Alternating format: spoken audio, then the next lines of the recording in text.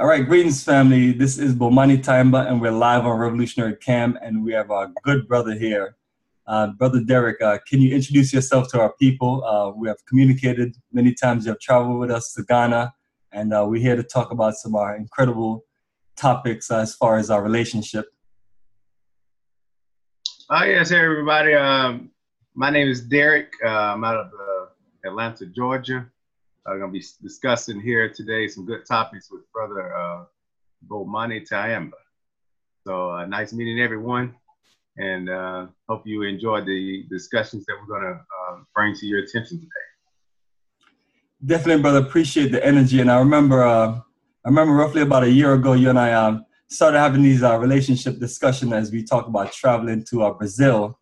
And your video was definitely one of the more controversial one. And I tell people that the way you feel about when you traveled to Brazil and you saw what you saw was based on your opinion and you just sharing your information. And sometimes people just take our opinions and our views, and just because they may not see side with it, they just want to go off on it.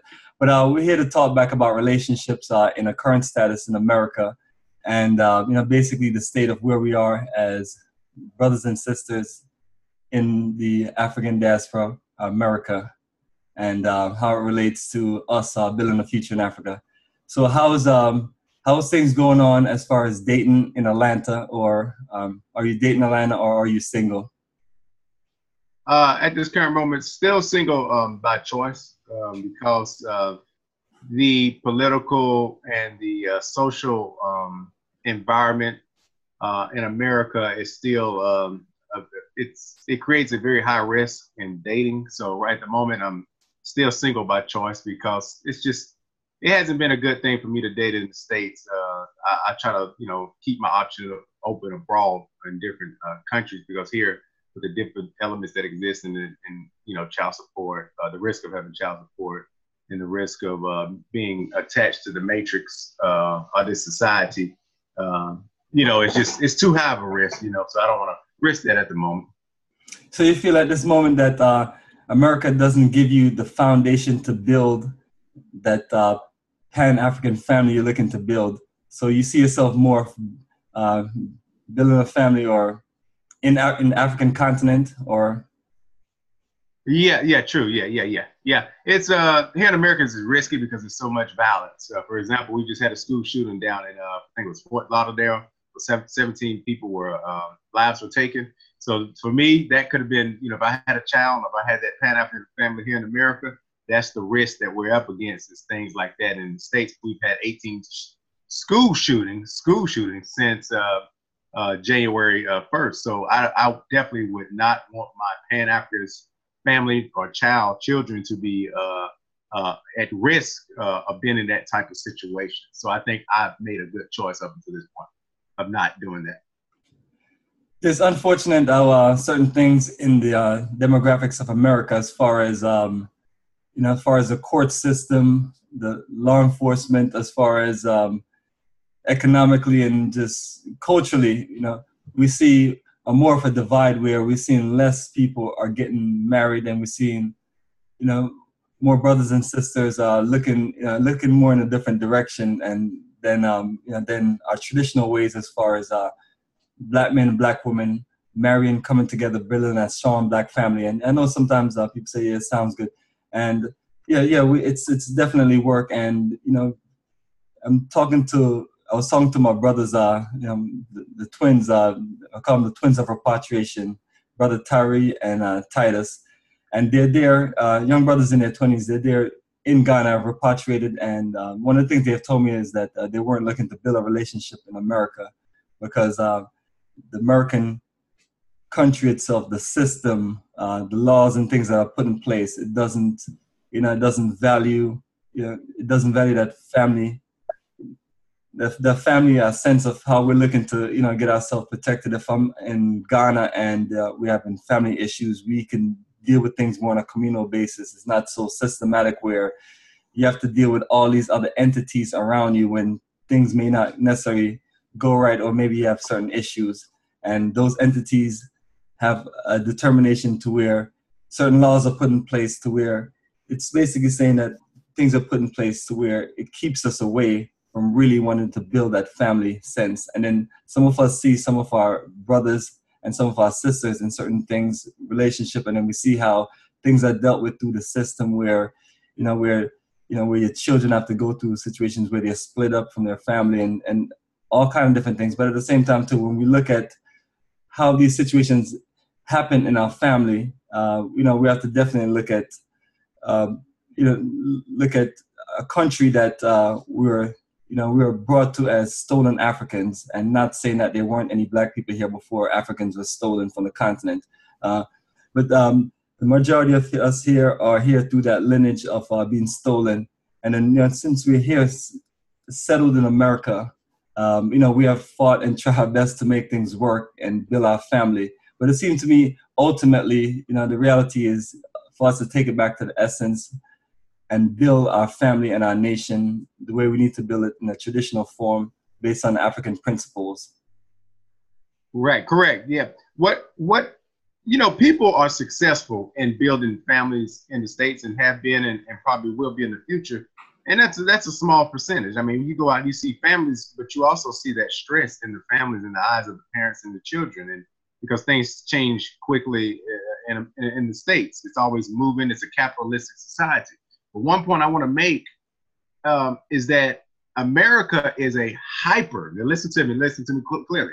It's hyper individualism, hyper individualistic. So if you do have a family, it's so individualistic is that you have the opportunity of doing things on your own, meaning your child can get a car, they can go to school, they can have their own money. So that in itself creates that division and I'm better than you and that competitiveness. So, hyper individualism is what's in America at this moment. Everybody's getting what they can and dog eat dog society. So having a family here, it starts out, it can be, a strong family, but eventually I see it happen all the time. Eventually, hyper individualism steps in and that destroys the structure of that family. It can be done and you have to have, a lot of discipline and your children have to have discipline. It can be done and not have influences come from outside forces and things like that, And that's what you see, hyper individualism. All right, excellent. And I see a combination of things also. A combination of things where you're dealing with systematic and institutionalized from racism to just the destruction straight up of the black family by putting things in place.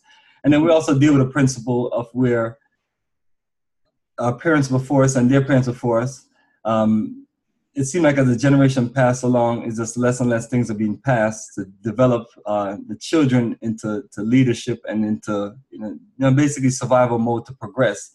And it seemed like that's not happening. It seemed like we're just passing along ignorance as time go along. And now we're in a situation where it's like, what are we passing along? Are we really getting our black men and our black women ready to be together with each other, ready to build to where we can use our resources to build something for ourselves? Whether if we're here, we definitely need to be building, business, building our enterprising, and taking advantage of whatever opportunities we can here. And then we're looking at the African continent or this other parts outside of America, especially Africa. You're looking at really just putting things in place that you need, and the continent have the principles as far as family and nation building together. That's one thing I love about being in a country like Ghana.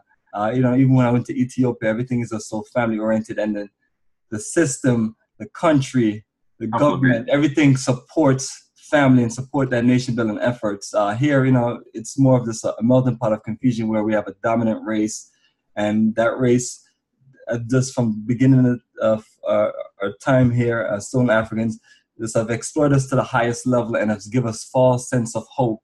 And while internally doing things to where it divides our family, to where we see multitudes of our brothers in jail for some maybe innocent, some maybe guilty. But you look at the form of a system that just go after our men and put as much things out in place to just keep things organized. And you see a system where where certain things are offered to women in the sense of to destroy the men as far as black men. I know when you have these conversations, it's very sensitive because people are thinking that you're blaming a whole system on everything, and we're just blaming everybody other than ourselves for certain things.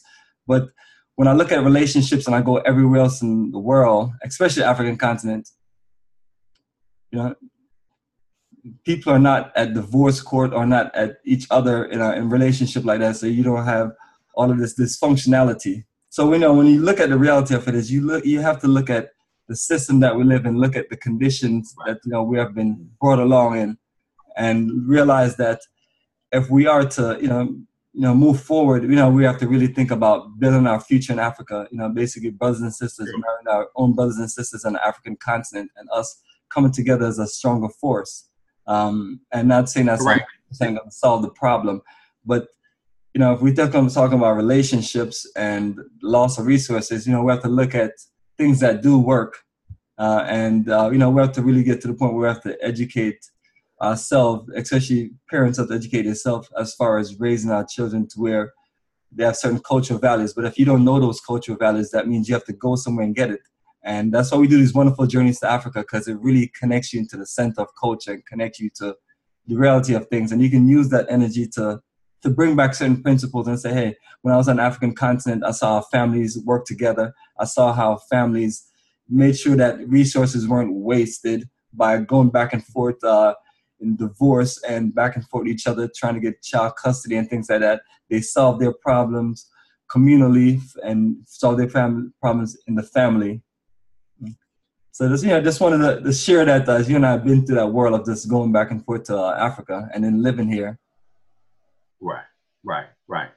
Right. When you're under siege, like we are in the Western Hemisphere, because this is the place that, like you said again, the slaves ended up in the Western Hemisphere, and it's been a war. So during that war, you're going to have casualties, you're going to have breakup of families. But now we're at a time where we're at a healing process, and a lot of things that we see the result of being passed down through tradition. And a lot of it's out of our control, because like Bo Money said again, when you have a force that's coming against you, has always had this dominant mindset, a barbaric mindset, you're up against an enemy that you're not really sure of. These things are going to happen. This is going to be what I call the war wounds. You know what I'm saying? So that's what we're dealing with. And we have to know how to get our minds together and really shield ourselves and put up barriers against that type of oppression while we're here and the people that's going to be here.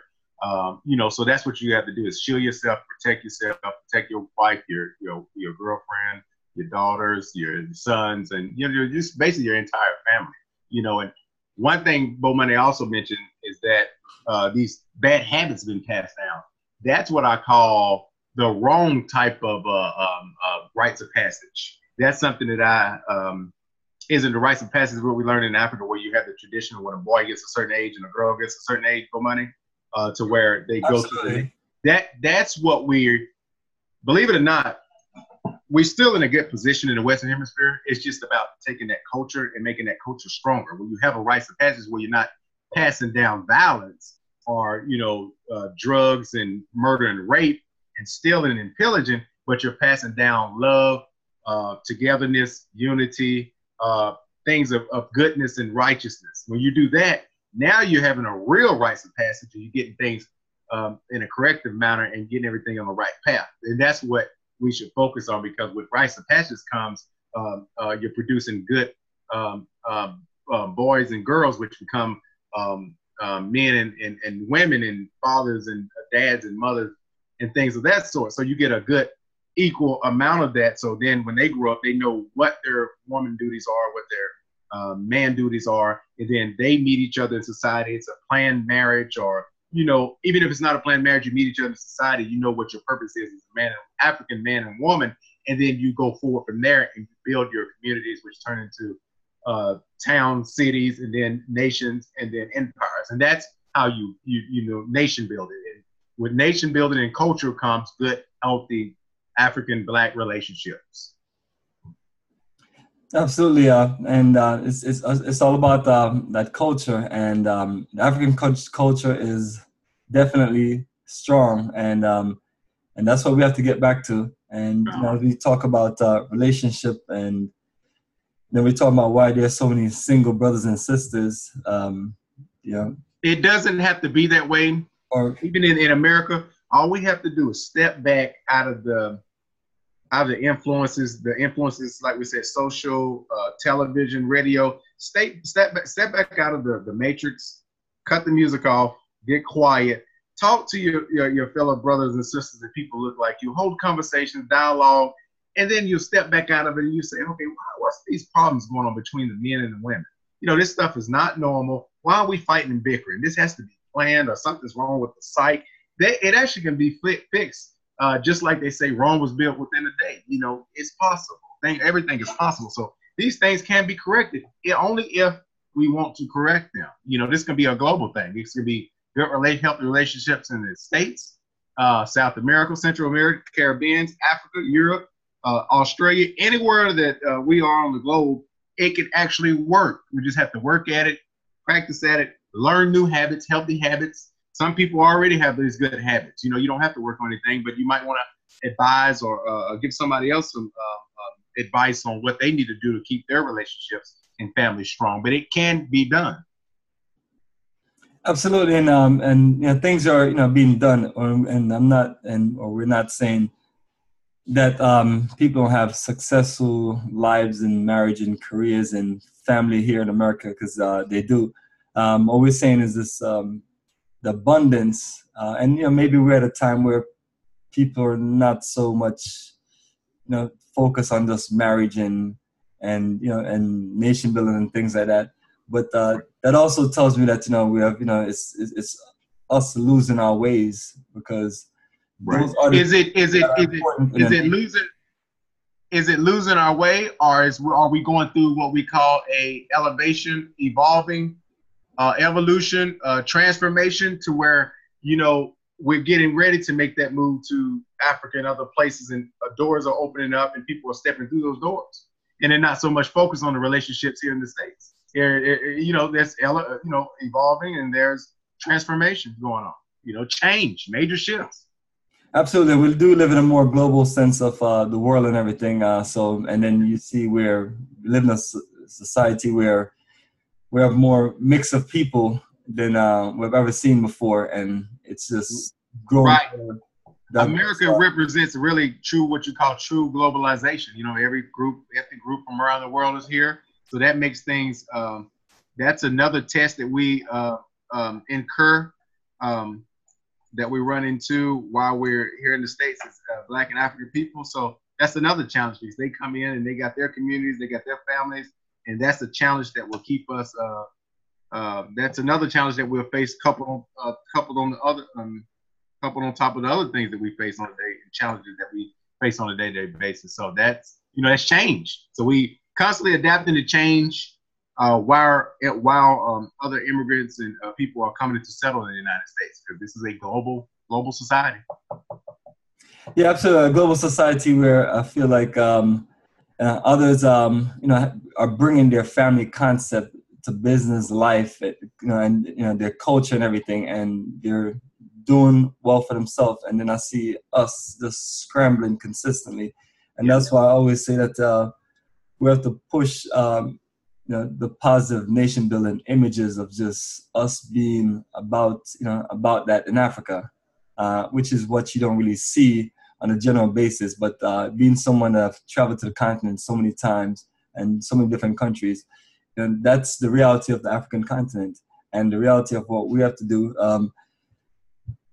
Yeah, you know, I'm almost saying that it's to the point where we can do as best as we can do in this country, and then the system itself that's put in place and the institutes that are built in time, you know, all they have to do is keep on doing the same thing, which is to put things in programs and laws, and just like that, you know, it's a strong.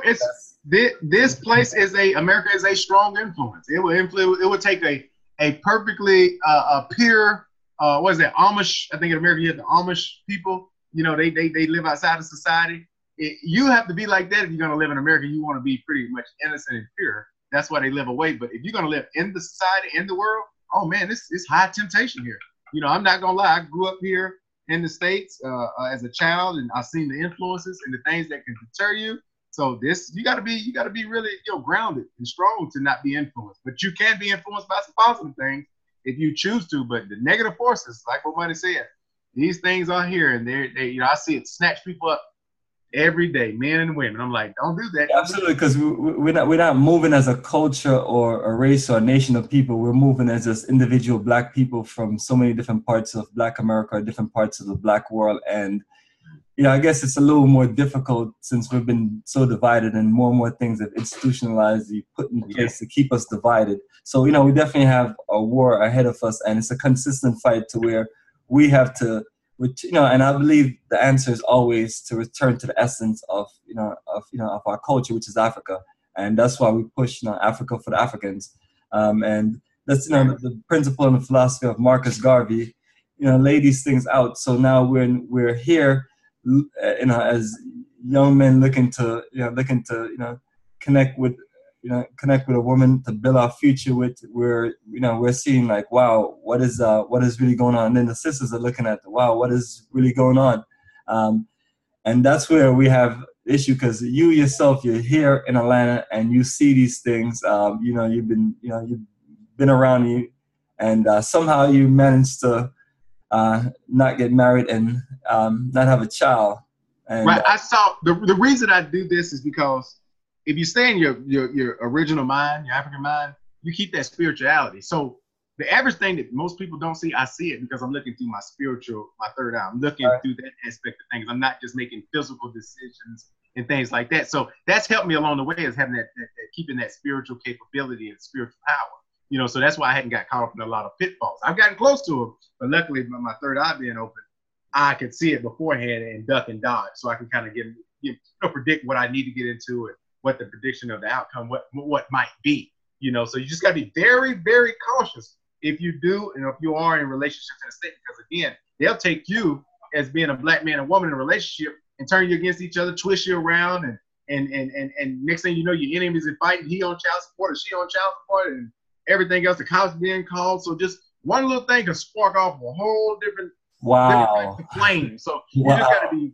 very, very, very aware of that. They might give the woman a job, giving her $100,000 a year. The husband's unemployed, or he's making $20,000, and so you're going to have that to where the insecurity comes in from the man.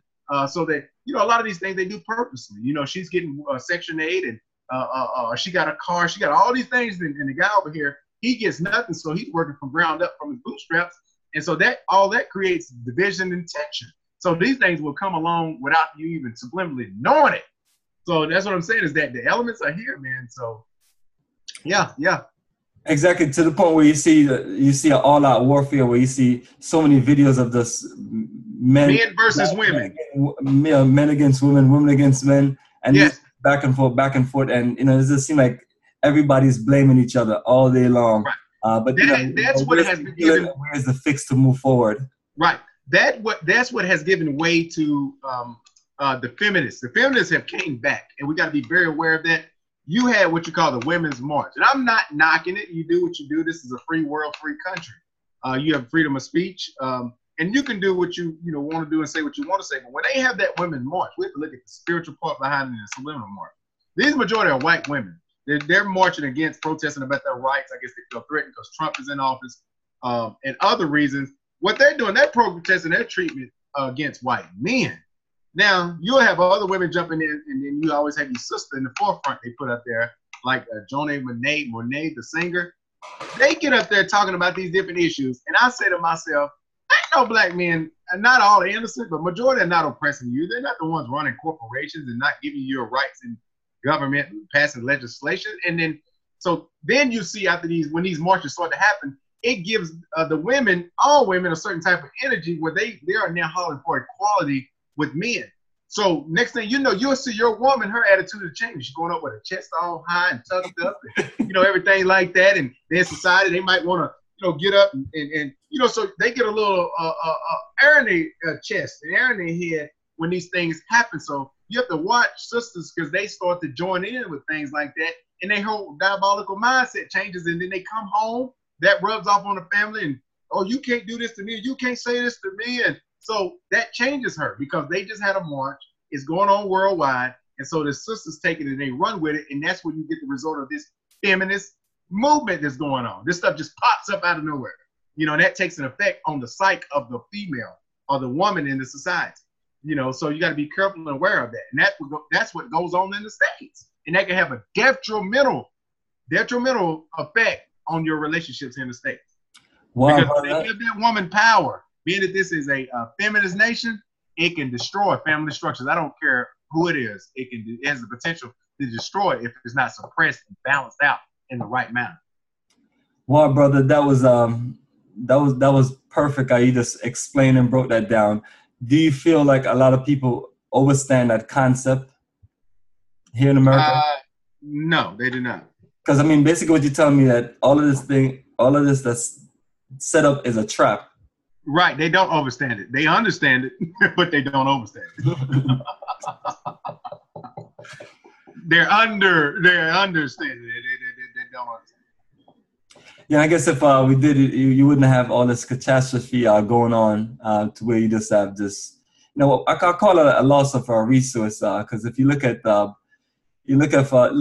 global situation and struggle as a people, if we had lack of these loss of resources and waste of things that we can do, you know, we can really spend more time on building an African continent, working with our own brothers and sisters to build, to build what we need to build. That's gonna, sustain ourselves, and that's gonna, create the environment and the society that we need. That's gonna have us thrive and build that strong Black future, and pass on respect, legacy, culture to our children. Right. And some people may say that you're dreaming of some magical utopia, but it's like this all-out warfare that we're going through. It can't continue to go on. It's because one of the most important things that sometimes we're not looking at is how it destroys our young men and our young women coming up when they see us carrying ourselves in certain relationship, and they just see Black men versus Black women just all day long. They're going to be looking at not number one, but some of the things that they're going to be looking at is interracial relationship or dealing with other people. They might also look at the fact that, to say, in a general sense that, that maybe they don't see themselves having a successful relationship and building certain things because they don't see those models more as prominent as it used to be. So it's like things start looking that way for younger generations, and that's where you have what you have now. And so from generation to generational, we're having that that loss of connection on what is our mission, what is our future as a people, where should we take things? Should I just am I just free to just marry any person? And am I free just to get with a white person and just make interracial children, or you're free to just get with the same sex and don't build anything? And it's to the point where I'm against all this freeness of us, and to the point where I'm like, we have to get back to culture, because even a sense of where you watching movies now, you see like this whole woman in more scenes than I've seen in the history of just watching anything from movies to shows or anything. And we talk about the feminists, and we talk about the homosexuals pushing certain agenda, and to the point where we feel like this country is being overrun by those two institutes of people, and the African continent is not going down. I mean, and I'm willing to say to the end of time. And that's how strong the African culture is. Do people in the African continent and the different cultures do certain things on the low? Absolutely. Absolutely. But the way that things are in your face, like, sometimes I feel like watching a movie and it's like, why every time I turn around, I have to see all these lesbian or homo scenes? You know what I mean? Mm-hmm. So and then you're constantly telling your children that, relationships are only between a man and a woman. That's it. And everything else is, and I had to explain this to my son, and we were doing a group discussion with some other people and their families, and And it was like, I was like, yeah, it's to the point where now you have to teach your children about this whole world of this relationships at a very early age, and because one of the things is they're gonna see these scenes, they're gonna be in Atlanta or somewhere, and they're gonna see two men or two women holding hands and doing certain things, and it's like you have to keep it strong to them know that, all right, our family values is about relationships of a man and a woman, straight African Black power nation building, and that's it. If you see other people doing certain things, it doesn't mean that it's in our value, and it doesn't mean that it's right. We live in a world where we have confused and sick people have power and control things, and they use that to influence us. So I'm always worried about my son in school, because it's like I'm always worried that they're trying to put these things consistently in the subliminal message in people. It doesn't matter if your child go to private school or public school or whatever school, other than homeschool. The people that they're going to school with, they have their agendas to put certain things in the curriculum. So we just have to be careful. So even if you have to send your child to any school, which is by law you have to do, make sure that you go through things and educate them on the reality of things, because it's like, it's crazy. And then you have to worry about your child with other children, because you have other parents who don't care about, they believe in this free society. Like, you can grow up to be anything you want to be. You can grow up to be, a homo boy, a lesbian sister. And it is like, where does those values get us? Where does the value of even having Black men and Black women targeting and fighting each other, where does that build? And that's all I'm talking about today, family, is the Institute of Nation Building, the Institute of Black men and Black women building together. And at the rate we're going, with especially these stupid YouTube relationship videos about how much Black men talking about they have issues with Black women and vice versa, and how none of that has any solution based to it fix our problem, other than saying, oh, the women should do this and the men should do that. You live in a cultureless society that white folks have built a system to where it gains momentum from just, to the point where they can just sit back and just watch this shit unfold and the things just collapse. And we always seen a constant attack on African content to push these sick values that these people have on African content. And that's what I love about, the representation of the African continent. They're not open to accept homosexuality because they see that it's a destruction, and it's not something that has our values as African people. We just got to continuously just keep on pushing Black Power nation building and keep on being good examples of it. And for myself, the more we get set up in Africa, the more we can really live out those throughways. So more and more of our brothers and sisters can see how families come together and build a future. Like a lot of my folks that have repatriated there in Ghana, that's what they're doing. It's about nation building for them there. The ones of us here, even ones that call themselves pro-Black or Black conscious, you ask us, what are you really doing here? Are you really pushing for, straight Pan-Africanism, nation building, or are you just living a life to where you just, I'm just going to be, pro-Black and that's it. And I don't know what that means anymore, because, you call people call themselves pro-Black, next thing you know, they're involved in all kind of other stuff, And, it's to the point where all of these things are watered down completely. You have people going around calling themselves Prince of Pan-Africanism and just run around this, and it's like, come on, man. It's like, everything's about practicality of this, us putting things in place and doing it. All of this overabundance, I guess everybody feel like since they got cameras and microphones now on their phones and all over the place, that, that there are, they should just push that they have, they have the solution for leadership and things like that. And what at the same time too, just not even living in those same sense, it's like people are pushing things and they're not living through that. So, Right.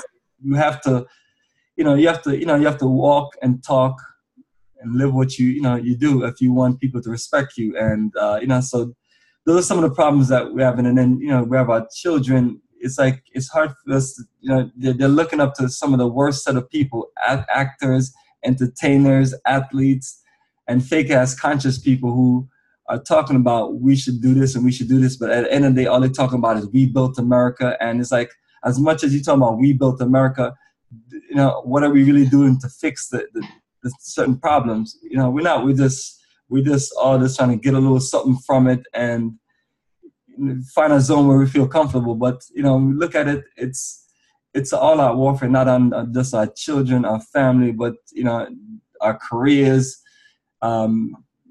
culture, in this, in all phases. We're the same divide, conquer, rule tactics. All of those tactics that the white folks have used, it seems like they've combined all of it, and it's just straight up all-out warfare. So I'm telling you, family, let's build our Black family on the African continent, brothers.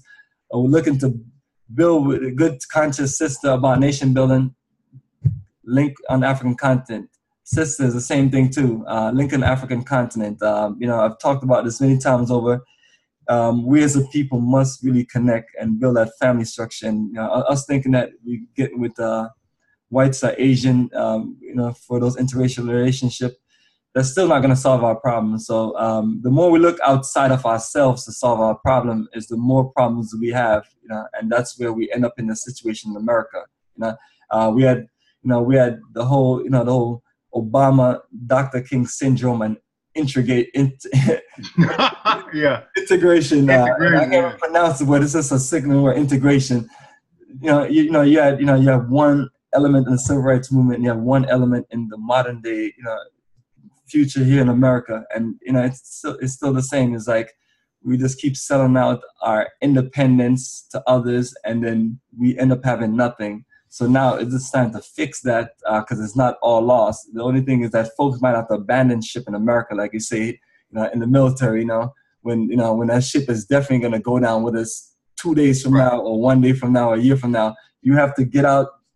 So it's not as easy as getting out sometimes. So what you have to do is plan out of this, and you seem like you've done a great job planning out of it. Number one, you seem like you're saying, I'm not going to get myself trapped and caught into some of these relationships that are not going to progress, because sometimes people just get in a relationship and they don't know why they get in a relationship. Sometimes people get in a relationship because they're bored. Me, I'm one of the people that believe you get in a relationship, it's about building a nation and building a future for our children. And that's how you have fun and socialize and hang out and have a good time and so on. Right. Martin Luther King had a dream, and that was a dream. And partial of it, proportionality, it did fulfill itself in certain aspects of life. And it was a dream. But well, guess what? Dreams are dreams, but we all have goals in truth and reality. And that the truth and reality of things are that we're at a point right now where Martin Luther King's dream is over, and we need to be looking into Malcolm X's dreams and Marcus Garvey's dreams. That's where we at right now in 2018, and looking into those dreams and making it come reality, and going to see the movie Black Panther, because that is also a reality to what we should be working towards as well. Yeah, absolutely, and that's Black excellence right there. You and I was talking about earlier. But the most important thing that we have to do is control the images, because our children are seeing these images. Our son is 7 years old, and he picks up on everything. If he sees that all Black folks are about is this nothing, then he's gonna grow up to this thing. That's all we're about. If he sees us making moves, traveling, doing business, networking, showing ourselves on TV or radio or just any kind of media format at the highest respectable level, you can see that Black pride, that Black excellence. But if we see the ratchetness, the coonery, the all kind of other this negative energy from our Black folks, and that's what our children are picking up. So when they grow up and they act this way, or when our young girls go out there and act a certain way, then we have no one to blame but ourselves, especially the adults and the parents. So I would say it's time for us to start, start just rebuilding these things. Our young men and women, they need to see Black men and Black women building strong families, us working together in business, building enterprises, not looking weak at all in reference to white people, because that's one of the things, when you watch these old slave movies, it seemed like the parents was passing down fear to the children, that fear these white people. And I'm like, the hell with these white devils. You know what I'm saying? It's like we have we live on this planet, and we have built the foundation of civilization as a people. We have our blood, sweat, and tears have built this entire world. And we have influenced this world more than anyone else or any other people. And it's time for us to just realize that, there's no magical white ghosts or anybody in your closet. You know what I'm saying? If we need to do anything, we can do it. You know, there's jet planes, there's land, there's technology. And once we feel that we want to build strong, incredible families, do certain things, all we have to do is not kind of give into or feed into this white supremacy, white, madness that white people are elite or better or anything. You know what I mean? And it's one of the things that maybe when you're young and you've been doctrinated by so much of these white shows and movies, and it seems like they put white folks in an element where they're so intelligent and smart and organized, and but it shouldn't take generation after generation for us to see through that most of these folks are people who manage certain resources. So at the end of the day, it's us doing the work and building certain things. We look at even doing Jim Crow or before, after that time, all of the great inventions and patterns that we as a people invented. White folks get credited and making all the money from it. And it's like we see all these things happen in the past, and it's like, all right, no more. That's like when we go to the Holocaust dungeon, we say never again, which is dead serious. What we mean, never again will we be enslaved by any race or nations of people. So it's just really time for us to just move forward and look at this as just that's the only thing we need to do, and all this back and forth and look, is not going to work. Right. The moment that we have a chance to look at certain elements, look at it in a way we can progress and move forward. Right. To couple on top and piggyback on what you said, Ramon, when it comes to where we at right now, the point where we're at, we can't so much look at white people and other groups, Chinese, Europeans, and say to ourselves, well, we got to follow them, or they set the bar, and we got to live up to their expectations or do better than them. Hey, we are who we are. We're in the predicament we are. We take the cards that we were dealt, and don't jump on the bandwagon of these different groups and try to follow or copy what they done. You can take things, reverse engineer, just like they done or whatever in any civilization. But we are who we are, and the beauty of it is that being appreciative of who we are and the positive images that we see, and take what we have in our uniqueness and our experience, and then we build our nation and our relationships and our families from there. Because when you put yourself and you're trying to copycat or set the bar of what Europeans done in America, or what America has as an empire, or what Europe done, you're going to set yourself up for failure. And it's just not going to work. When you exactly. That's why you can't duplicate these people's destruction, because if you duplicate what America and Europe are doing, your world, your nation, your continent will be destroyed. I mean, because nothing these people are building is sustainable. Everything is just destructive, even though it look nice and fancy and pretty, big buildings, yeah.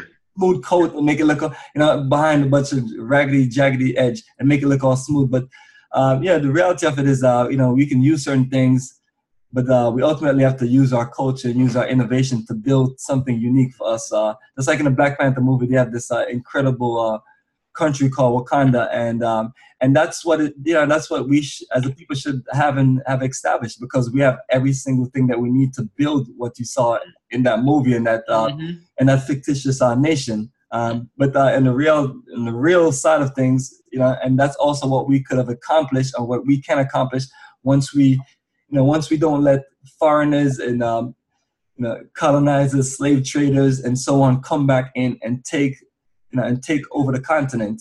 So we as a people have work to do, and instead of we having so much Black people in America who have resources, just kissing up and wishing that things would change and want to just be a part of America and this and that, trying to fit in with these evil, wicked, disgusting white people who have so-called money and privilege. Instead of doing all of that, be a respectable man and do for yourself. Instead of crying and complaining what white folks not giving you and everything, you have an African continent there. And so for any Black folks that are complaining about anything in America, I don't side with you crying. I mean, if you complain about anything, it doesn't matter what you complain about. You have an opportunity to do better on the African continent. And I'm not saying, and it's not a situation where I'm telling you need to run, and because it's not even about running. It's about us being here in this world that was never meant for us. The only purpose of the reason why we were brought here is to be economic slaves to white people, nothing less. And the only reason why we're still here is because we're economic slaves to white people, whether in the prison system, whether we work in the government as their little bitches to just run around and do things to them. It's the same concept. So when we talk about relationship and all those things, the problem is us in this damn country. you know, and us being a part of this so-called melting pot where we don't own the level of things based on, you know, based on our, you know, our percent here as a people, or based on this us being here, you know, from the beginning of the time when this nation was built, as being the first of the people were stolen and brought here, and then other people or other immigrants of people coming here through other ways. But you know, nevertheless, it's one of those things where we can keep complaining and keep crying and whining about things, but that's a solution for us as a people, is to take it to that level, straight Black power nation building in Africa. And now, brother, while we closing out on that, let me know if you have any final thoughts to close, or if you just want to summarize things before we close for the day. Yeah, summarize it. I'm going to say, we tend to do this. You could be close to the finish line, and we have a tendency to just give up right at the finish line. We did it when Barack was president. We're doing it now. You know what I'm saying? Keep pushing, keep going, because the finish line is right there, and you'll be surprised what's behind that line or behind that door. Don't ever give up, man. Keep pushing, because there's always, you know, progression, and don't just stop. Keep going, man. And that's the tendency we have. We just give it up. We got everything we need. You know what I'm saying? Even in the States, you know, we've learned how to defend our nation. We have the weaponry. We've learned how to use every weapon it was, because we fought in the wars. We can buy them now. We got Second Amendment rights. We can defend if we build. Same thing on the continent. We take these skills and, you know, we go there and we apply what we've learned here in the Western Hemisphere. So we got everything we got, but just don't give up. Don't let nobody deter you, or no government, no TV, no nothing influences deter you from continuing to progress and to achieve the overall goal, which is freedom, and nation building. Don't let nobody trip you up. Don't stop. Continue on.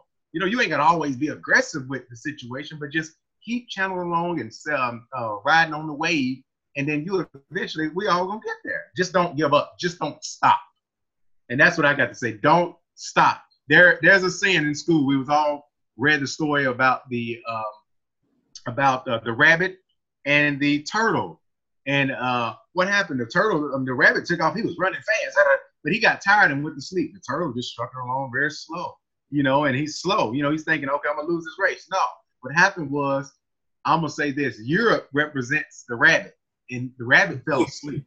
He was ahead. He's like, oh, I'm going to win. And then the turtle represents us as Africans. What happened was, when the European fell asleep, the turtle crossed the line. He finished the line ahead of time. So that's what I'm going to say where we're at right now. Don't be deceived and don't be tricked or discouraged that we're going to lose this race. No, he's going to sleep. He or she is going to sleep. That nation's going to sleep. And you can always win. Just because you're faster or ahead don't mean you're always going to win. That's what I got to say.